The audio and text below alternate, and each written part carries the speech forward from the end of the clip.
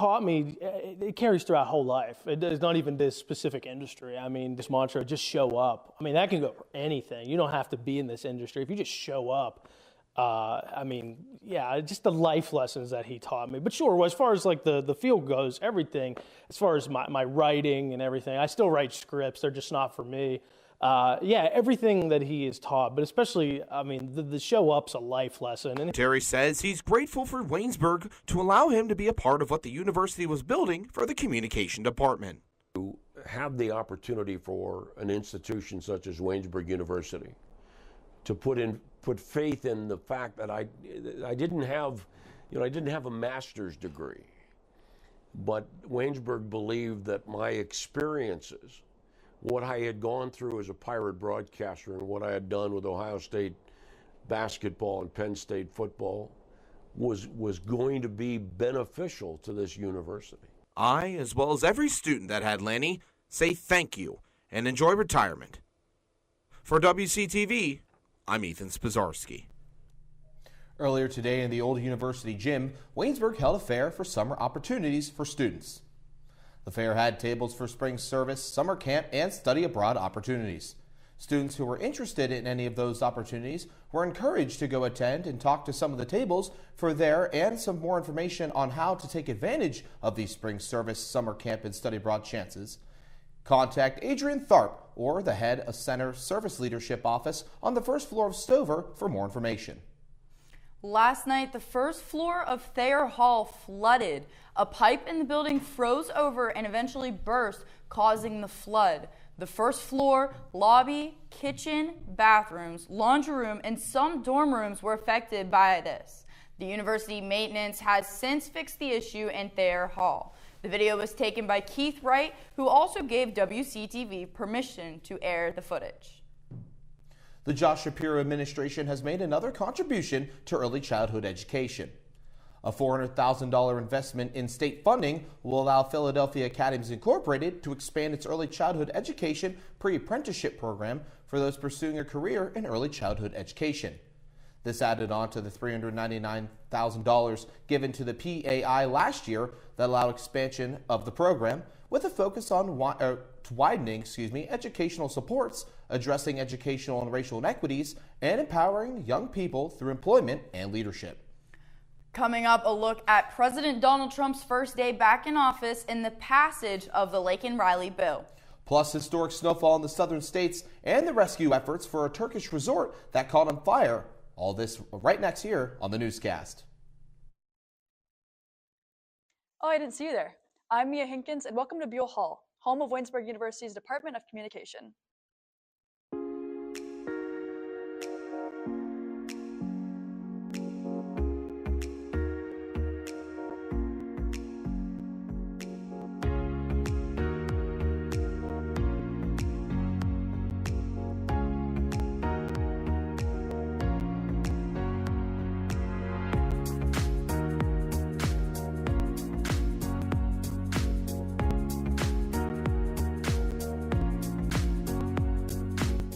If you visit our campus, you'll have the opportunity to attend some comm classes, enjoy lunch with our students, and watch us in action. We hope to see you here soon at Waynesburg University. To schedule your personal visit, go to waynesburg.edu/admissions/schedule-visit. Come grow with us at Waynesburg University.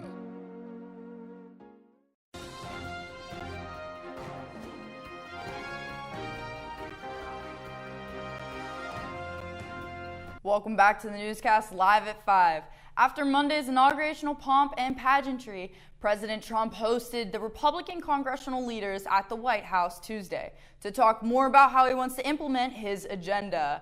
Karen Kaffu is in Washington with the latest. President Donald Trump and Vice President J.D. Vance and their wives attending a prayer service at Washington National Cathedral. The day after Trump signed dozens of executive actions to jumpstart his second presidential term. I'm ready.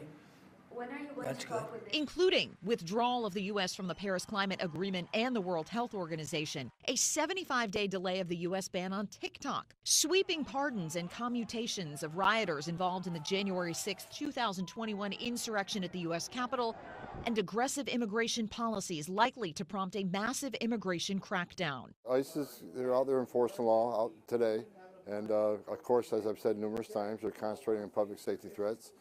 That'll be our priority right out of the gates. On Tuesday, congressional Republican leaders headed to the White House to chart a course for other agenda items. Meanwhile, the U.S. Senate continues to work on getting key Trump cabinet nominees to the floor. In the coming days, the Senate will hold additional votes on the president's national security team.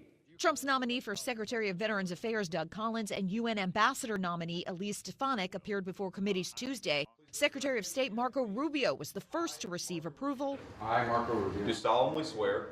And was sworn in Tuesday morning. The U.S. House passed the Lake and Riley Act Wednesday.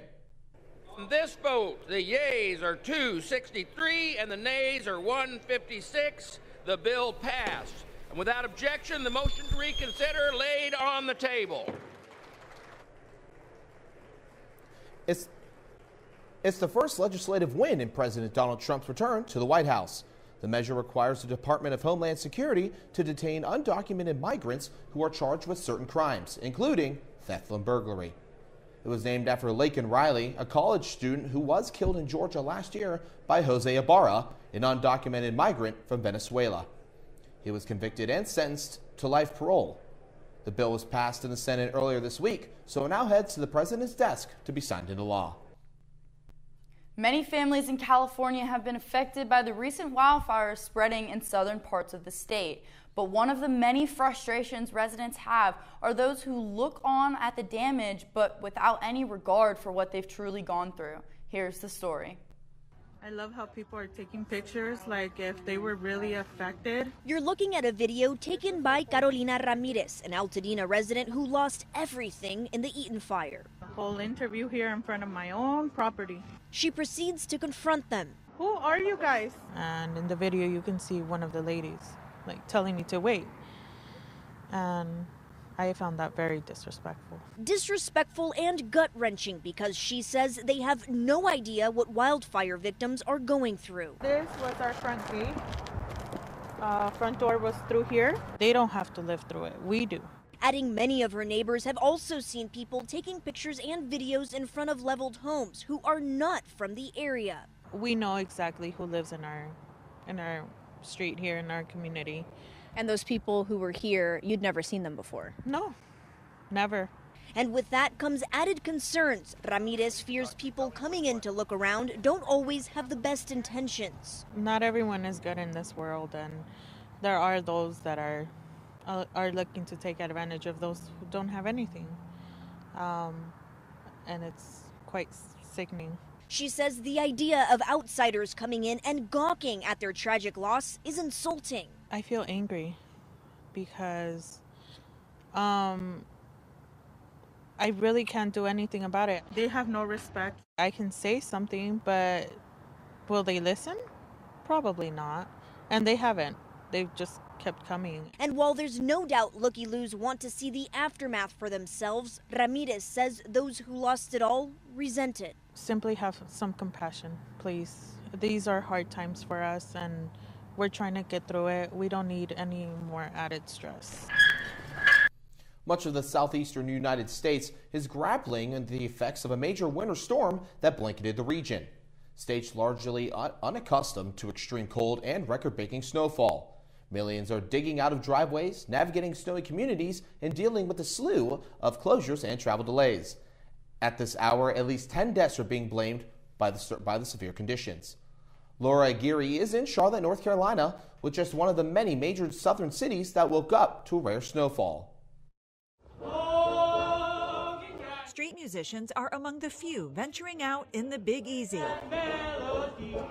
New Orleans was among several southeastern cities in the path of a massive winter storm this week. More snow has now fallen here this month than in Anchorage, Alaska, around 8 inches, shattering its modern all-time daily record. The paralyzing storm put a snowy deep freeze over 1,500 miles from the Texas Gulf to the Atlantic coast and up through the Carolinas. They're going to be driving on an ice rink. In some cases, motorists were forced to trade horsepower for people power to get momentum. I mean, we have snowstorms in Dallas, but not like this. Please stay off the roadways, stay off the overpasses. It was advice not everyone could heed. It was super dark and the roads were very slippery, and so we decided to pull off here at the first exit that we saw. In Alabama, this axe-throwing range became a refuge for dozens sheltering in place. Among the many snowfall records breaking Tuesday, Pensacola, Florida, which saw 7.6 inches officially, and some backyard rulers recording even higher, depths not seen here since 1954. The danger in the hours ahead now will be the ongoing bitter cold, which will cause snow melt to refreeze on many southern roadways for the next few days. In Charlotte, North Carolina, I'm Laura Aguirre reporting. Turkish emergency and search and rescue teams continue working at the site of a 12-story ski resort hotel fire in Turkey. At least 76 people were killed and 51 injured following the early morning blaze at a hotel and Kartalakyan resort in Bolu province, according to Turkey's interior minister. Some were reported to be fifth graders aged from 10 to 11 years old.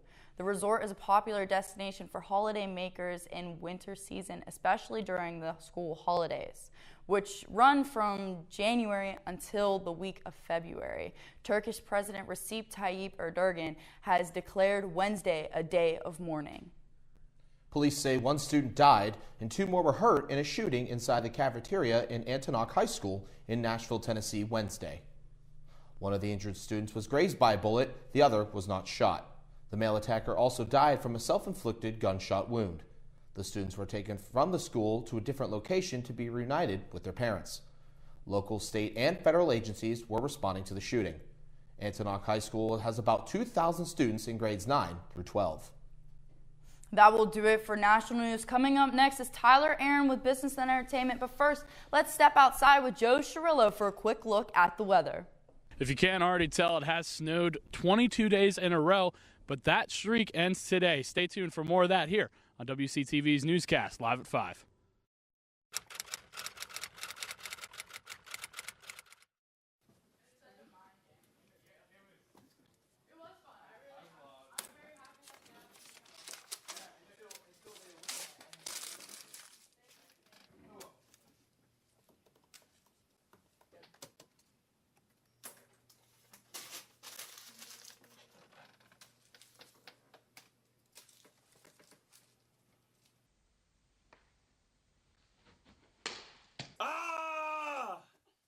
Working here. My bad.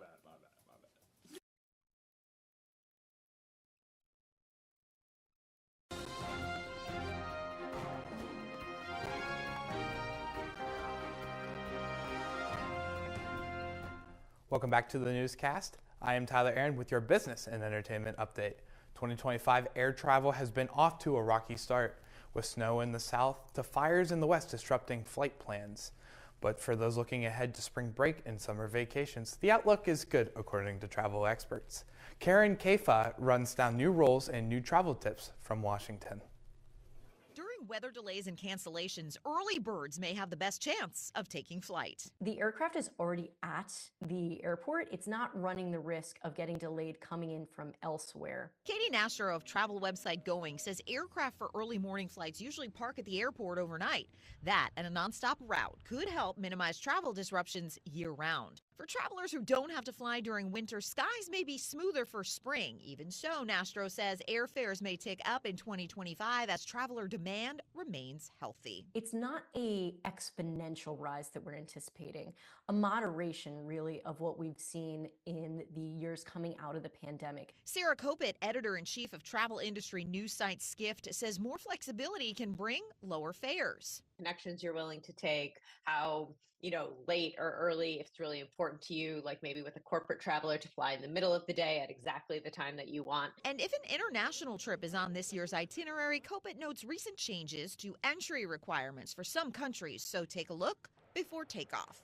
Download those apps that the airlines have. They'll give you like a little bit of a checklist, but make sure you know what the country where you're going, make sure you know what visas you need, what type of passport or identification you need to get into those countries. Oreo is partnering with singer Post Malone for its next limited edition cookie. It's the first Oreo cookie with a swirled cream. Salted caramel and shortbread flavor creams are sandwiched between a chocolate cookie and a golden cookie. The cookies are engraved with 9 designs inspired by the artist, including vinyl records and a guitar pick. It's the newest creation for the Mandela's own cookie, which regularly releases flavors to try to keep the 110-year-old brand culturally relevant. The limited edition cookies go on sale nationwide on February 3rd. Oreo topped $4 billion in sales revenue in 2023. TikTok is back up and running the U.S. thanks to President Donald Trump. But the popular social media app's future is uncertain. Today's Consumer Watch, Jen Sullivan looks at what users can expect and the security concerns may fear the app still raises. TikTok is back. TikTok users in the U.S. were able to regain access to the popular social media app Sunday after assurances from President Donald Trump he would delay enforcement of a ban. On Monday, he signed an executive action to delay the ban for 75 days.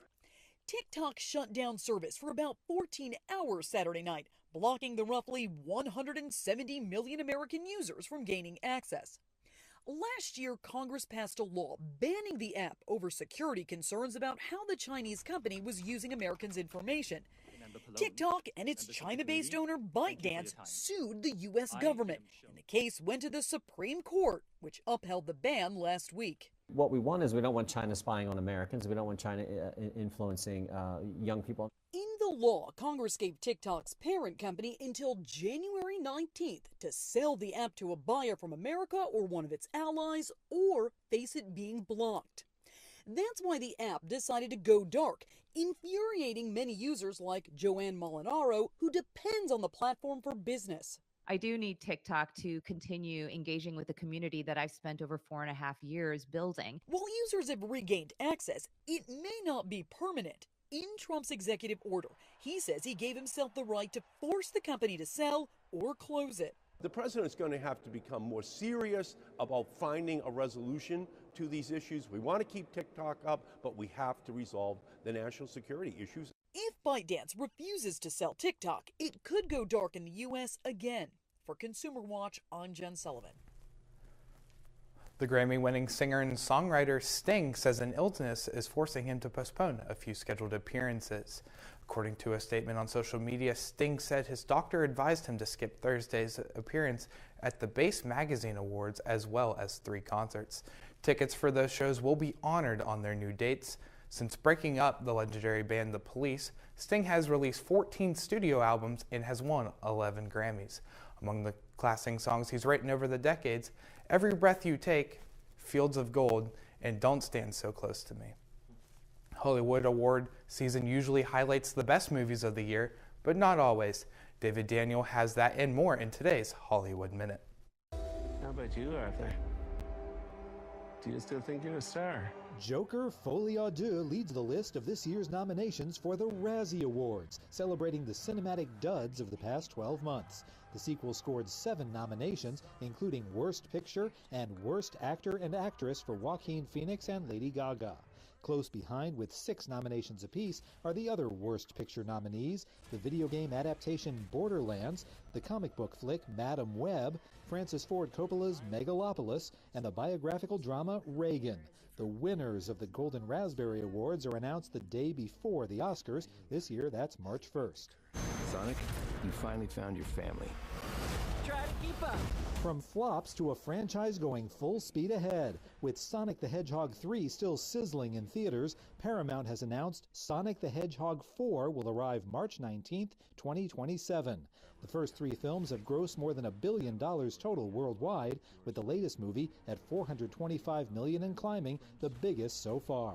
In Hollywood, I'm David Daniel. That'll do it for your business and entertainment update. I'm Tyler Aaron. When we return on the newscast, Anthony DeFilippo has your sports.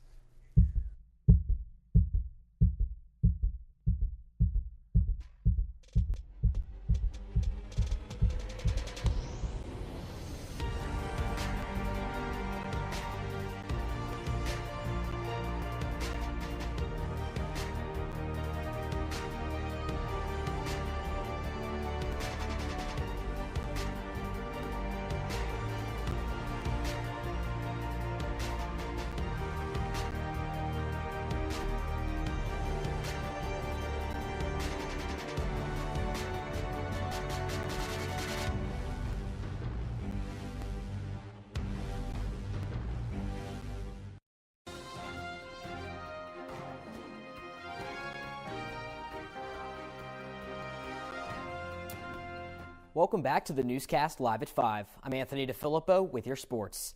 Tonight, the only Waynesburg team in action is the men's wrestling team, which will take on Washington and Jefferson College on the road at 7 p.m. Speaking of wrestling, Waynesburg fell to Teal 32-24 last night in the Rudy Marisa Fieldhouse. Jesse Orban won by fall and Seth Evans won by medical forfeit on his senior night. On the court last night, both teams were on the road in Bethany. The women, who came into the day just a game and a half out of a playoff spot, dropped the game to the Bison 63-50, moving to 4-8 in the section. The men, on a 3-game skid, got themselves a win in overtime yesterday, 91-89. Anton Baker and PJ Suggs each scored 25 points to fend off a 17-point comeback by the Bison. Looking ahead to Saturday, it's a full slate of action. The men's and women's indoor track and field teams start the day at 9 a.m. at the Muskie Meet in Muskingum College. The wrestling team wraps up their busiest week with the tri-match at Hunter College in New York City. The action begins at 1:30 p.m. The basketball teams host Geneva in huge matchups. The women, who were pushed to 2.5 games behind Geneva in a postseason spot yesterday, tip off at 1. The men's, tied with Teal and Franciscan for the final playoff spot, tip off at 3 p.m. Geneva sits just half a game ahead in the men's standings in 5th.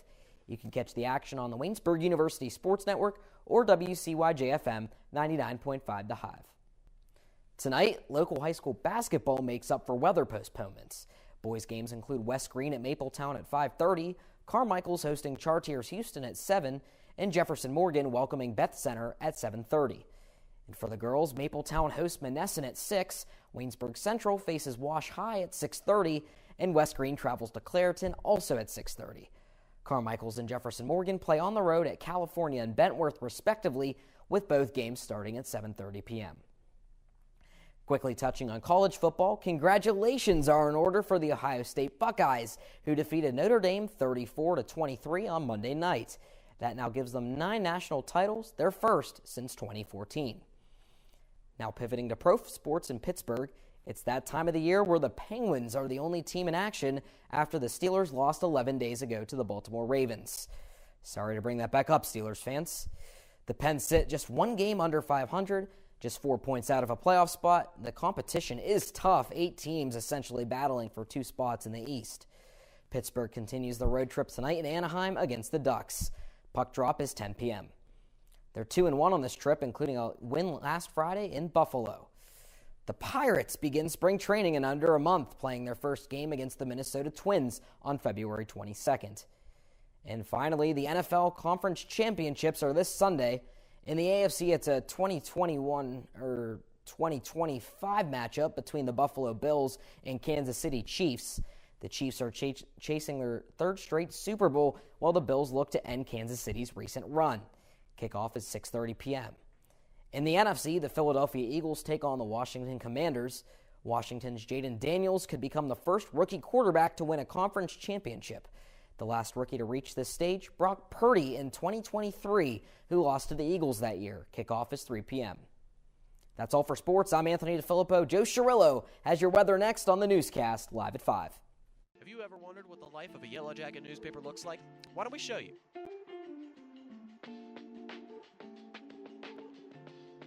Straight from the printing press to our editor's desk into the newsstands, you can pick up your own copy of the Yellow Jacket newspaper in Buell Hall, the Stover Campus Center, or any of our other newsstand locations on campus.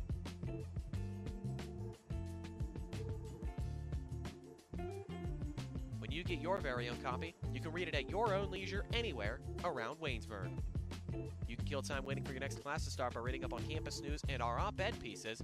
You can even take your copy to the Beehive and catch up with friends as you read up on the latest regional stories. Looking for a peaceful place to read now? Head on over to the Everly Library. Sit back, relax, and catch up on the latest in Waynesburg sports. Oh, and if you didn't know, we are also digital at theyellowjacket.org.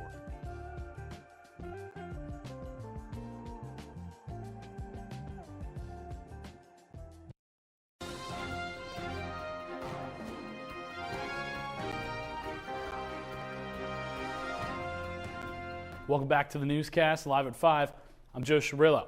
If you didn't notice already, it's cold outside. And if you need me to tell you that, well, here we go. Today, it was a warm 14 degrees from our regularly scheduled negative temperatures in the past days.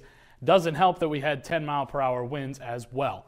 Tomorrow, we get even warmer to a crisp 23 degrees, and may I say, gosh, do I just love this cold weather. I'm joking, of course. Can it please get warmer? Well, I'm going into the weekend. It does go into a bit above freezing for the first time in what seems like years ago, going to 35 degrees and staying that way for majority of the weekend, besides when the sun goes down because, the sun gives off heat. The sun sticks around in regular fashion on Monday as the forecast shows for a completely sunny day. Now, tell me you're excited because I'm going to ruin your excitement and tell you that the wind chill is around 13 to 20 miles per hour. With that, the feel like for the day will be in the 20s. Tuesday is the next most likely time for snow with a current 30% chance of some flurries along with having 15-mile-per-hour winds. The predicted feel like is 40 degrees. I don't know how that works, but hey, I'll let it happen. On Wednesday, we get the warmest temperature of the week with a high of 42 and a low of 23. So hopefully if the snow doesn't melt by this time, it will this coming Wednesday. If not, I might have to have a sit-down meeting with Mother Nature sometime soon. And to round us off, in a week from today, the high will be right at freezing point of 32 degrees and a low of 14. Wind gusts will die down, and we will have a few days away from seeing if the groundhog will give us a spring early or a continuous winter. My guess is an early spring. Who am I kidding? It is for sure a longer winter. Wishing for warmer weather is for Florida right now. That's going to do it all for the weather. If you're like me, just start thinking of Masters Weekend, where it'll be all nice, beautiful, and especially warmer. Back over to the desk. That will do it for the newscast live at 5. For everybody behind the scenes and in front of the camera, thank you so much for watching. Stay tuned for more WCTV content on our YouTube page and social media platforms for more Waynesburg content.